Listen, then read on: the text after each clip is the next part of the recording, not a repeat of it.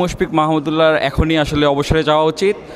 যদি বিসিবি চায় তো একটা বিদায় একটা সিরিজ করতে পারে, আমার মনে হয় করলে ভালো, না করলেও সমস্যা নেই। আমার মনে হয় এখনই তাদের বোঝা উচিত যে নতুনদের সময় এসেছে, তাদের আসলে আর দেওয়ার কিছু নেই।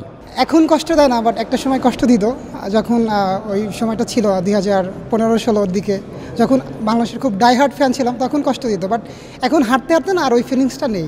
টপ অর্ডার যদি খারাপ করে আসলে কোনোভাবে আসলে জেতা সম্ভব না। আসলে এই বড় টিমের বিপক্ষে আসলে টপ অর্ডারের ব্যাটিংটা আসলে খুবই ইম্পর্টেন্ট। বাংলাদেশের যে ক্রিকেট, এটাকে একদম একদম ঢেলে সাজাতে হবে, তাছাড়া কিন্তু এই যে আমাদের যে বারবার ব্যর্থতা, এই ব্যর্থতা থেকে কিন্তু আমরা বের হতে পারবো না। আমার মনে হয় ওভারঅল একটা চেঞ্জ দরকার। হালিম কে আনলো? আনেনি, বানিয়েছে। ভালো হলে আমি, খারাপ হলে ভাইয়া। দারুণ হয়েছে। সবচেয়ে সহজে সবচেয়ে সুস্বাদু হালিম, রাঁধুনি হালিম। আমি তো প্রথম ম্যাচে দায়টা অনেকটা শান্তর উপর দিয়েছিলাম যে না, ওর ক্যাপ্টেন্সিতে বা ভালো খেলতে পারেনি, কিন্তু সেকেন্ড ম্যাচে এসে দেখলাম যে আপনার শান্ত মোটামুটি রান করলেও পুরো দলের ওপর দায়টা এখন চলে যাচ্ছে। কারণ ওরা শান্ত যেহেতু প্রথম ম্যাচে ভালো না করলেও পরের ম্যাচে কিন্তু সে ভালো রান করার চেষ্টা করেছে, কিন্তু বাকি সবাই দেখছেন মানে খুবই বাজে করছে। মাহমুদুল্লাহ রিয়াদ, মুশফিক, এরা একেবারেই বাজে করছে। খুবই হতাশ আমাদের দুজন অভিজ্ঞ প্লেয়ার মুশফিক এবং মাহমুদুল্লাহ। ওনাদের 17 বছরের এক্সপিরিয়েন্স, ওনারা জানেন ওনারা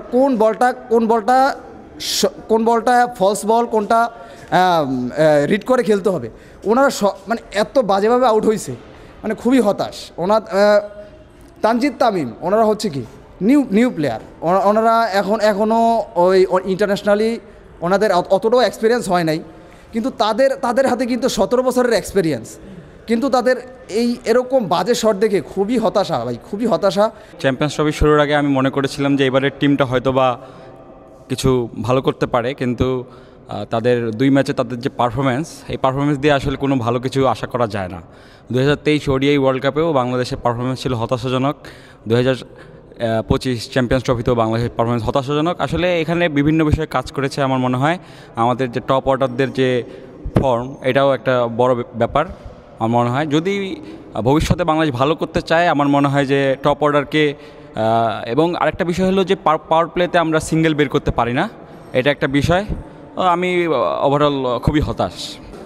একজন সিনিয়র খেলোয়াড় সবসময় একটা দলে থাকা উচিত। আপনি যদি ভারতীয় টিমে দেখেন রোহিত শর্মা কিন্তু একদম ভারতীয় টিমের সবচেয়ে রেগুলার খেলোয়াড়। তাকে সবসময় রাখা হয় কী জন্যে, যে একদম সিনিয়র খেলোয়াড়ের প্রয়োজন আছে, সেই হিসাবে সাকিবুল হাসান থাকলে খুব ভালো হতো। বাংলাদেশের খেলা দেখে আসলেই হতাশ। এখানে কি বলবো, দলের পারফরমেন্স, আমার মনে হয় যে বাংলাদেশ দলে অলরাউন্ডার সংখ্যা একটু বাড়ানো উচিত। মানে অলরাউন্ডার না থাকলে এখন বর্তমান বিশ্বের যে উন্নত দেশের দলগুলো আছে, এই দলগুলোর সাথে তাল মিলিয়ে চলা সম্ভব না। বাংলাদেশ টিমে প্রচুর পরিমাণ অলরাউন্ডার সংগ্রহ করা দরকার, এবং মাঠ পর্যায়ে গিয়ে বাংলাদেশ টিমটাকে একদম উদীয়মান খেলোয়াড়গুলো উঠিয়ে আনা উচিত।